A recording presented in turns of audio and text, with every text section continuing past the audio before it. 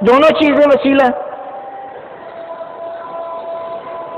لیکن اس کا استعمال اگر آواز کو پہنچانے کے لیے کیا جائے تو درست ہے، اور اس چشمے کا استعمال قریب یا دور تک دیکھنے کے لیے کیا جائے تو یہ درست ہے۔ لیکن اگر ہم اس کو الٹ دیں،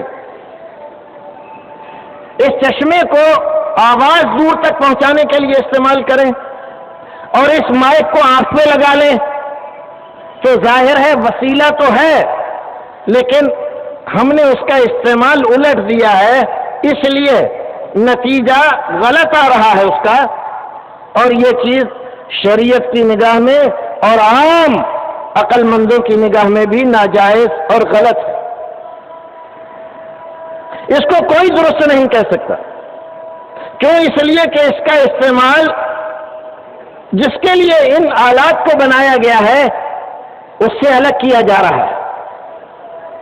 صحابہ کرام، رسول اکرم، تابعین، تبع تابعین، امامان دین، مجتہدین، یہ سارے کے سارے وسیلہ ہیں، اس میں بھی کوئی اختلاف نہیں ہے۔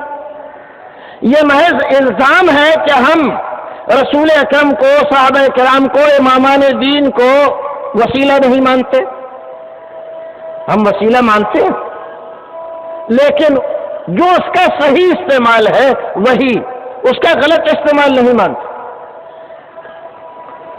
اللہ رب العزت نے آسمان سے وحی بھیجی اپنے نبی کے پاس، نبی نے صحابہ کرام کو بتلایا، صحابہ کرام نے تابعین کو، انہوں نے تبع تابعین کو، پھر یہ چیز امامان دین، مجتہدین اور محدثین کرام سے ہوتی ہوئی ہم تک پہنچی۔ یہ اللہ رب العزت کی بات، یہ دین ہم تک ان حضرات کے واسطے سے، ان کے وسیلے سے آیا ہے، جو جس معنی میں یہاں ہندوستان میں وسیلہ استعمال کیا جاتا ہے، یہ وسیلہ صحیح ہے کہ ان کے وسیلے سے دین ہم تک پہنچ رہا ہے۔ یہ استعمال وسیلے کا درست ہے، صحیح ہے، جائز ہے، اس میں کوئی اختلاف نہیں۔ لیکن اب اگر ہم اس کو الٹا کر دیں، ہم اپنی بات اللہ رب العزت تک پہنچانے کے لیے کسی بزرگ، امام، فقیہ، مجتہد، محدث، تابعی یا صحابی کو وسیلہ بنا کر اس سے درخواست کریں کہ ہماری بات اللہ رب العزت تک پہنچا دیجئے، تو یہ وسیلے کا استعمال الٹا ہے۔ یہ ایسا ہی ہے کہ آواز پہنچانے کے لیے میں چشمہ استعمال کروں اور دور تک دیکھنے کے لیے یہ مائک استعمال کروں، اس کا غلط استعمال، الٹا استعمال، یہ غلط ہے، اور اسی وسیلے کو ہم غلط کہتے ہیں۔ دین ہم تک پہنچانے کا ذریعہ علماء کرام ہیں، صحابہ کرام، تابعین، تبع تابعین، مجتہدین اور محدثین ہیں۔ ہم کمزور تھے، ہم تک اللہ رب العزت کی بات ڈائریکٹ نہیں آ سکتی تھی، تو اللہ رب العزت نے ان حضرات کو ہمارے لیے وسیلہ بنا دیا۔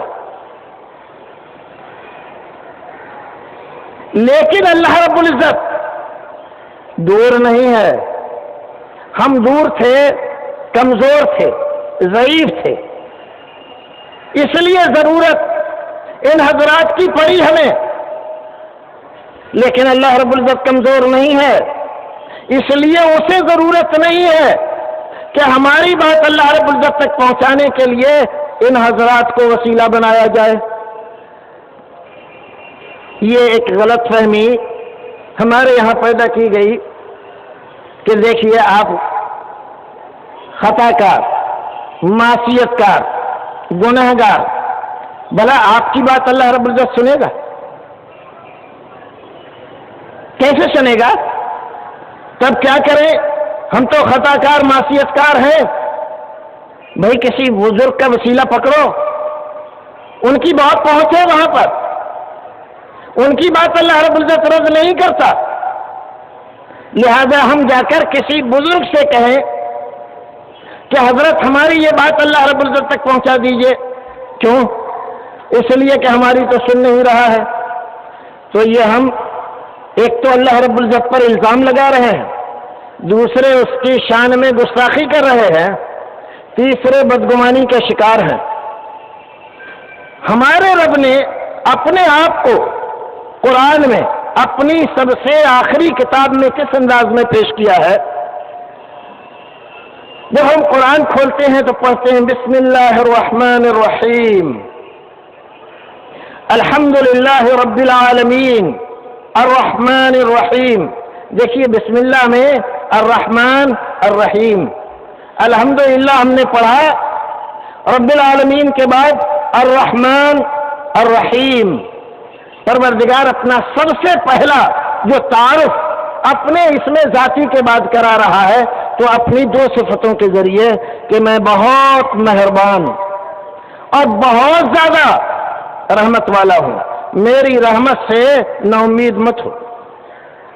اللہ رب العزت نے اپنا یہ تعارف کرایا۔ بدگمانی ہے، شیطانی چال ہے یا اس کی کوئی حقیقت بھی ہے تو قرآن ہمیں کئی طرح سے جواب دیتا ہے۔ مشرکین مکہ بھی جن لوگوں کو، جن ذاتوں کو اللہ رب العزت کے دربار میں پیش کرتے تھے، جن کی پوجا کرتے تھے، جن کے خلاف رسول اکرم صلی اللہ علیہ وسلم نے سنگھرش کیا، جن کو دعوت توحید دی، ان لوگوں نے اسی طرح کا عقیدہ اختیار کر رکھا تھا۔ جب قرآن نے کہا کہ تم شرک کر رہے ہو، اللہ رب العزت کو چھوڑ کر دوسروں کو پوج رہے ہو، تو کہنے لگے بالکل یہ الزام ہے ہمارا پر، ہم تو ایسا نہیں کرتے۔ ما نعبدهم الا ليقربونا الى الله زلفى، یہ تو بالکل الزام ہے کہ ہم ان کی عبادت کر رہے ہیں۔ عبادت کہاں کر رہے ہیں؟ ان کو اللہ رب العزت کے دربار میں محض وسیلہ بنا رہے ہیں کہ ان کی وجہ سے ہماری بات اللہ رب العزت تک پہنچ جائے گی آسانی سے۔ کیوں؟ اس لیے کہ ہم خطا کار، گناہ گار، معصیت کار ہیں، ہماری بات کہاں سنے گا اللہ رب العزت؟ جب اللہ رب العزت نے قرآن شریف میں اپنی ذات کو نمایاں کیا، اجاگر کیا، قرآنی تعلیمات آئی تو ان لوگوں نے پوچھا کہ اللہ رب العزت ہماری بات بھی سنتا ہے؟ قرآن شریف نے جواب دیا وَإِذَا سَأَلَكَ عِبَادِي عَنِّي فَإِنِّي قَرِيبٌ أُجِيبُ دَعْوَةَ الدَّاعِ إِذَا دَعَانِ فَلْيَسْتَجِيبُوا لِي وَلْيُؤْمِنُوا بِي لَعَلَّهُمْ يَرْشُدُونَ۔ میرے بندے جب آپ سے میرے بارے میں پوچھیں میں قریب ہوں یا دور ہوں، ایک تصور میرے بارے میں یہ دے دیا گیا کہ میں عرش عظیم پر بیٹھا ہوا ہوں، سنتا ہی نہیں۔ آپ سے پوچھتے ہیں کہ میں کہاں ہوں، دور ہوں یا نزدیک، تو آپ کیا جواب دیجئے؟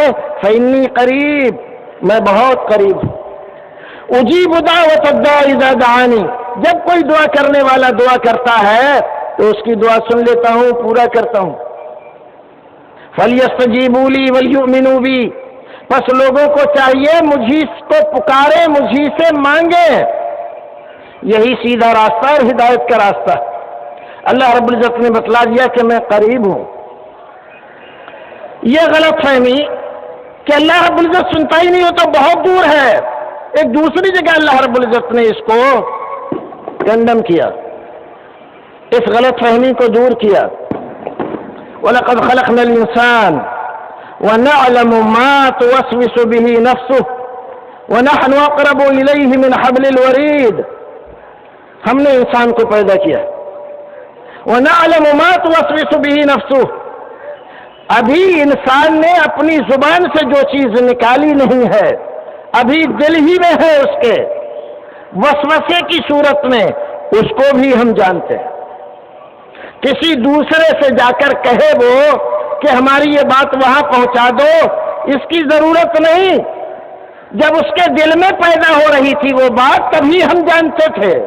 وَنَعْلَمُ مَا تُوَسْوِسُ بِهِ نَفْسُهُ وَنَحْنُ أَقْرَبُ إِلَيْهِ مِنْ حَبْلِ الْوَرِيدِ، ہم تو انسان کی شہرک سے زیادہ قریب ہیں، کہاں ہمیں عرش عظیم پر بٹھا کر ہمیں دور کرنے کی کوشش کر رہا ہے۔ ایک شیطانی وسوسہ تھا، مشرک قوموں کو، گمراہ قوموں کو شیطان نے اسی نسخے سے گمراہ کیا تھا کہ اللہ رب العزت تک تمہاری بات کیسے پہنچے گی، تم اللہ رب العزت تک پہنچنے کی کوشش کر رہے ہو۔ بعض لوگوں نے کچھ حکایتیں بھی اس سلسلے میں اپنی کتابوں میں لکھی ہے کہ ابھی تک تم جنید تک تو پہنچے نہیں ہو، اللہ رب العزت تک پہنچنے کی حویث ہے، تو یہ بزرگان دین تک پہنچنے کی بات کر کے اللہ رب العزت کو اور دور کرنے کی کوشش کر رہے ہیں۔ پروردگار کہہ رہا ہے دور، یہ جسم جو تمہارا ہے، تمہارا اتنا قریب نہیں ہے مجھ سے جتنا میں تم سے قریب ہوں۔ تمہارا جسم تو دور ہو سکتا ہے تم سے، لیکن میں اس تمہارے جسم سے بھی زیادہ قریب ہوں۔